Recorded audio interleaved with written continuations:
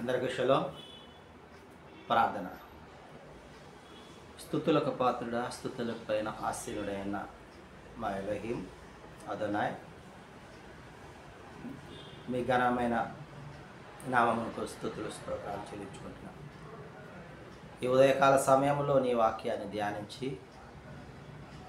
తండ్రి, మేము ఫలించే కొమ్మలుగా ఉండులాగున మీ యొక్క కొమ్మకు, మీ యొక్క చెట్టుకు మేము అంటబడులాగున, అంట కట్టబడి ఎదులాగున, ఫలించులాగున అభివృద్ధి పొందించమని తండ్రి, తగు రీతిగా మమ్మల్ని మేము నీతి న్యాయ మార్గముల వైపు త్రిప్పమని, మాకు చేదోడు వాదోడుగా ఉండి సహాయకుడవై బలపరచమని ఈ మా మనవులను మా రక్షకుడు విమోచకుడైన యేషువా మెస్సీయ నామమున అడిగి పొందుకుంటున్నాం తండ్రి. ఆమేన్. అలలు నాపై విసిరి కొట్టగా నావలోనికి నీరు చేరెను. అలలు నాపై విసిరి కొట్టగా నావలోనికి నీరు చేరెను.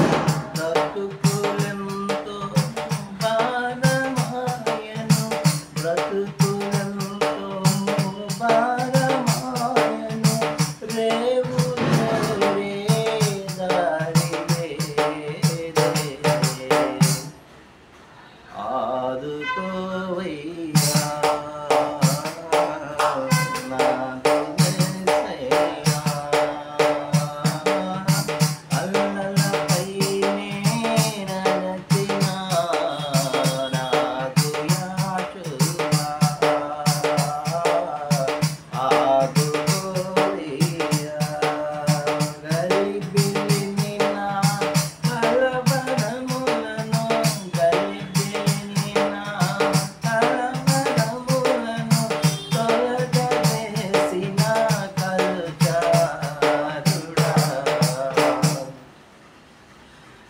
ఆదుకోవయ్యా ఆదు యేసయ్యా, అల్లలపైనే నడచిన నాకు యాచువా. ఆదుకోవయ్యా. న్యాయాధిపతుల గ్రంథము 9వ అధ్యాయాన్ని మనం ధ్యానించుకుంటున్నాం. 16వ వచనం. గిద్యోని యొక్క ఉపపత్నికి జన్మించినటువంటి అబీమెలెకు వారి యొక్క తల్లి సహోదరులతో నన్ను రాజుగా చేయమన్నప్పుడు షెకెములో అబీమెలెకు రాజుగా ఈ యొక్క అబీమెలెకును నియమించారు. ఆ నియమించే ముందు గిద్యోనికి ఉన్నటువంటి 70 మంది కుమారులను వీరు చంపినట్టుగా మనం చూసాం. అయితే ఆ 70 మందిలో ఒక అతను యోతాము తప్పించుకున్నట్టుగా మనం చూస్తూ ఉన్నాం. ఆ యోతాము వీరి వద్దకు వచ్చి ఈ విధంగా తెలియజేస్తూ ఉన్నాడు: నా తండ్రి మీ నిమిత్తము తన ప్రాణమును నిర్లక్ష్య పెట్టి యుద్ధము చేసి మిద్యానీయుల చేతుల నుండి మేము రక్షించాడు కదా, విడిపించాడు కదా. అయితే మీరు షెకెము మీద రాజుగా యెరుబ్బయలు ఎడల, అంటే రాజుగా ఉన్నటువంటి గిద్యోను, యెరుబ్బయలు అంటే గిద్యోని ఎడల, వారి ఇంటి ఎడల మీరు యథార్థముగా వారికి ఉపకారం చేశారా? ఎందుకు?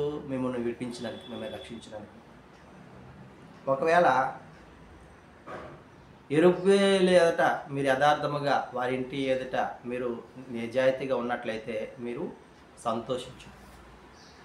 ఒకవేళ మీరు అలా లేని ఎడల, యథార్థముగా, న్యాయముగా, నీతిగా గిద్యోని ఎడల, యెరుబ్బయలు కుటుంబం వారి ఎడల మీరు జరిగించలేకపోతే అబీమెలెకు నుండి అగ్ని బయలుదేరి షెకెము వారి మీదను మిల్లో వారి మీదను పడుతుంది.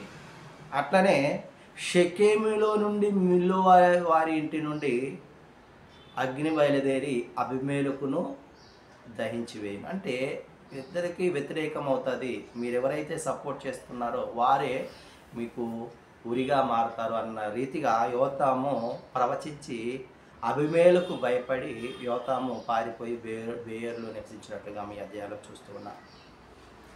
ప్రియమైన సహోదరి సహోదరులారా, ఏది చేసినా నీతి న్యాయములను అనుసరించి జరిగించాలి. నీ సహోదరునికి మేలుకరమైన విషయాలు చేయాలి కానీ అపకారమైనవి చేయకూడదు. అబీమెలెకును రాజును చేయడానికి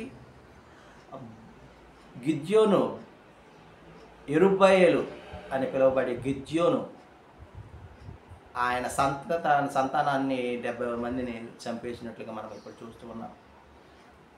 మేలుకు ప్రతిగా మీరు కీడు చేశాడు కాబట్టి మీకు మీ కుటుంబానికి కీడే జరుగుతుంది అని యోతాము అబీమెలెకును షెకెములో ఉన్న ప్రజలకును తెలియజేస్తున్నారు.